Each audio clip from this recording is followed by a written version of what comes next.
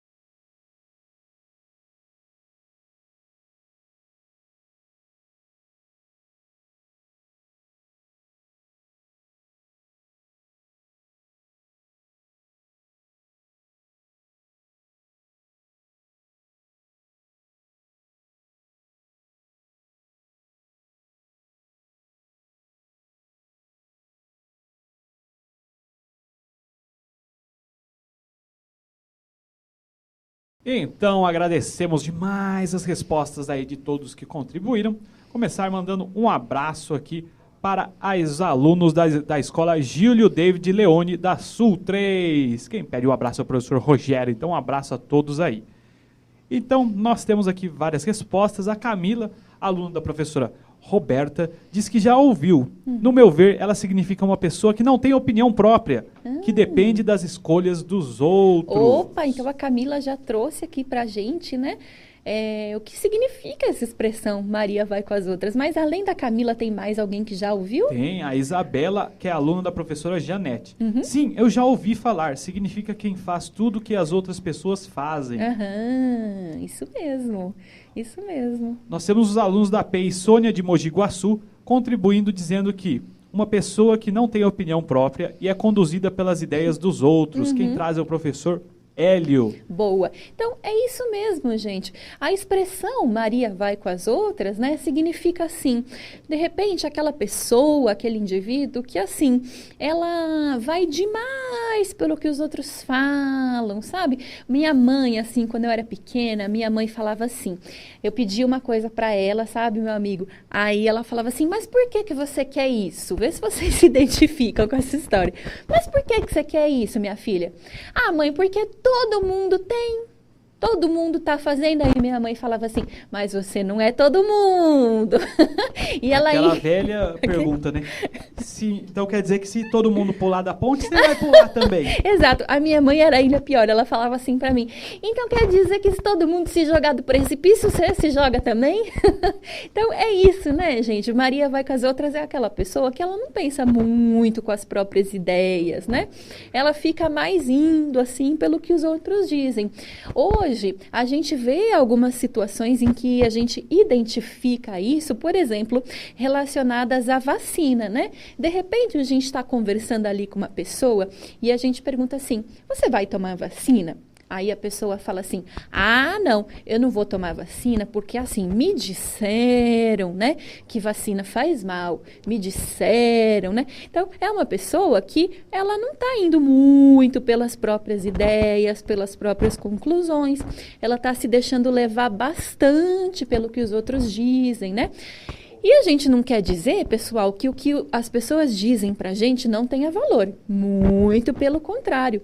As coisas têm valor, mas elas precisam também fazer um sentido pra gente, precisa ver se aquilo faz sentido, se tá correto, se tem um embasamento, né? E senão a gente se torna realmente Maria vai com as outras. Aí você imagina, meu amigo, eu moro num bairro que tem assim, sei lá, umas 10 pessoas com quem eu tenho bastante contato. Você imagina, se eu for ficar seguindo por tudo que cada uma dessas 10 pessoas falam, eu vou virar um polvo. Um retalho, né? fragmentado. Eu vou virar fragmentado, né? Então, assim, eu preciso escutar o que as pessoas me falam, mas eu preciso também fazer esse exercício, assim, né? De ver se aquilo faz sentido para mim, no meu contexto, na minha vida, se tem um embasamento, né?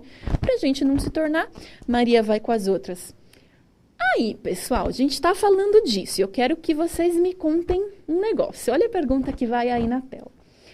O que será que a gente pode se perguntar para não tomar decisões inteiramente baseadas nas decisões ou nas opiniões, perdão, de outras pessoas? É importante a gente pensar sobre isso, hein, pessoal? 2 minutinhos e a gente já se vê.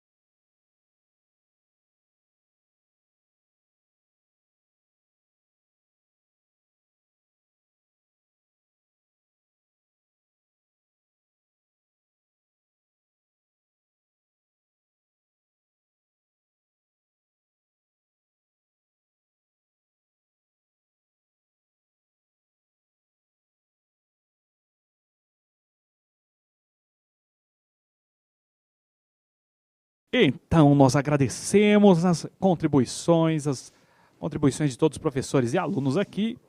A participação de vocês é essencial e sempre muito importante e bem-vinda. Nós vamos começar aqui com os alunos da professora Eni, lá da PEI de Piracicaba. Saber que tudo tem consequências boas ou não tão boas. Então, uma pergunta legal seria pensar assim: quais consequências essa determinada escolha aqui vai trazer para mim, não é? Professora Zenaide comentou sobre ter opinião e seguir suas próprias decisões. Professora Dulcineia comenta sobre a necessidade de refletir. Exato. Extremamente importante mesmo. Antes não de tomar as decisões assim de bate-pronto, né? Uma coisa assim precipitada. É muito importante a gente pensar bem sobre as decisões que a gente vai tomar. E uma forma de pensar bem é realmente pensar nas consequências, né, das decisões. Aí nós temos o comentário da Giovana, que a professora Thaís trouxe. E acho que ter uma opinião própria. O Vinícius também comenta sobre isso, formar uma opinião própria. Ele é aluno da professora Roseli. O Daniel também comenta ter opinião e seguir suas próprias decisões. Professora Mara que trouxe essa contribuição, então agradecemos aí. Mas será que assim, ter opinião própria é falar assim, tá todo mundo errado, só eu que tô certo. Nossa. Não me fala esse negócio aí não. Olha, meu amigo... O meu amigo taxista, Claudião ali, recebeu no zap que quem tomou vacina virou um imã. Então eu acredito nisso. Tá todo mundo falando que eu tô errado? Eu tô certo, eu tenho opinião própria. Não é importante que a gente consiga achar um equilíbrio, né?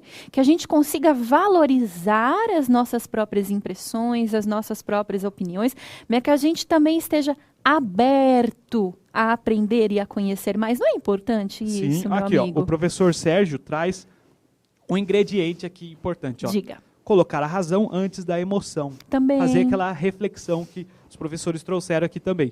Então, as nossas decisões também têm que ser embasadas. Não basta só, tipo... recebi aqui no Zap, né? Olha só, pode ser verdade, tá? A internet é verdade. É, exatamente. É tão difícil, né? É tão ruim quando a gente tem uma postura muito fechada, né? Quando a gente considera que a gente tem a verdade de todas as coisas, né? E que a gente não pode aprender e nem conhecer mais nada, porque a gente já conhece. É muito ruim quando a gente tem essa postura, né? Inclusive tem uma competência socioemocional, que é a da abertura ao novo, né? Que fala pra gente da importância da gente estar sempre aberto e sempre disposto a ouvir, a conhecer, a entender, compreender mais coisas que não aquelas que a gente já compreende de alguma forma, não é? Sim, tem até aquela curva da aprendizagem que tem a ver com conhecimento e aquela questão de que você acha que tem conhecimento. Então, às vezes a gente começa a entender o assunto, a gente tem o conhecimento bem raso, mas a arrogância sobe. Então, não, eu li um artigo sobre isso e agora eu sei de tudo sobre teoria da relatividade. Eu acho que o Einstein está errado. Então, é bem difícil quando a gente faz depois, assim, talvez, né? quando a gente começa a estudar mais, a gente vai percebendo, nossa, eu não sei tanto assim. Verdade. Tem um efeito que chama Dunning-Kruger. Boa. Que é a ilusão de conhecimento.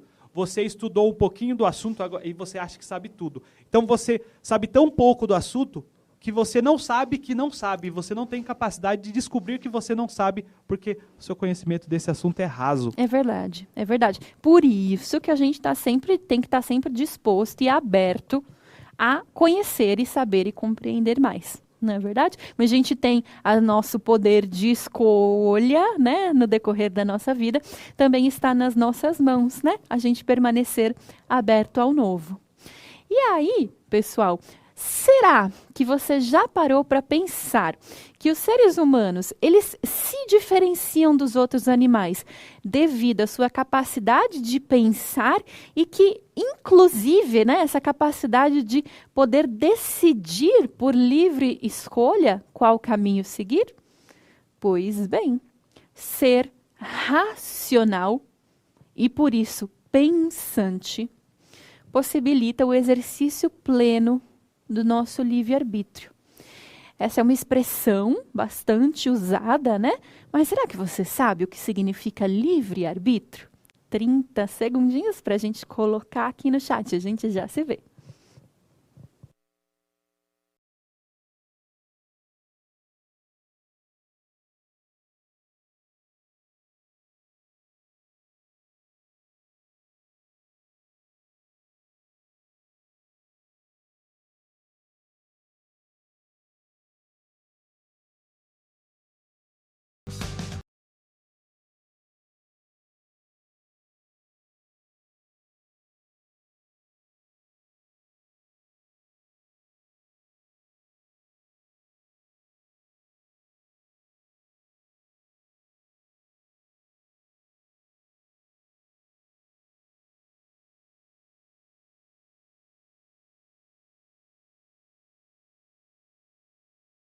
Então, agradecemos aqui a contribuição. Vou começar com a contribuição do Prof. Francisco, que cita aqui Descartes.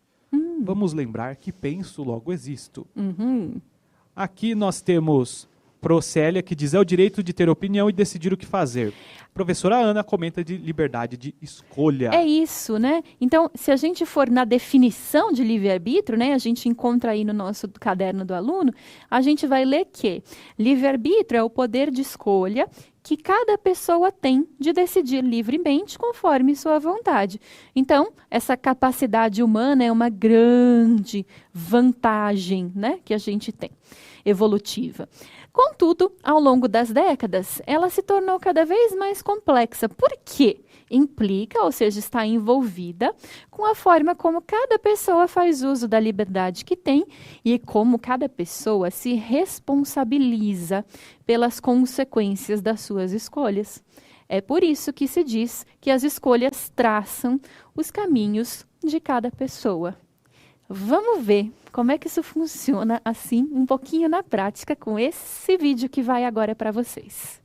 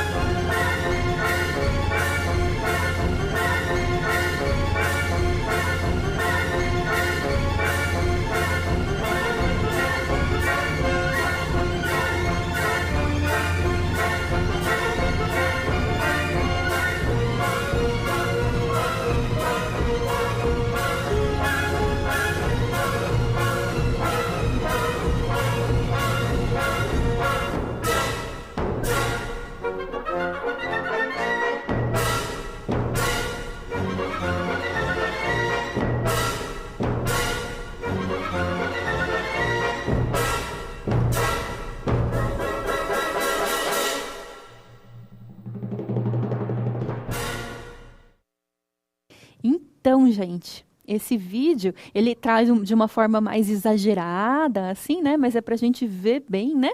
O poder que as nossas escolhas mais cotidianas têm quando a gente vai caminhando, né? Assim, ao longo da nossa vida.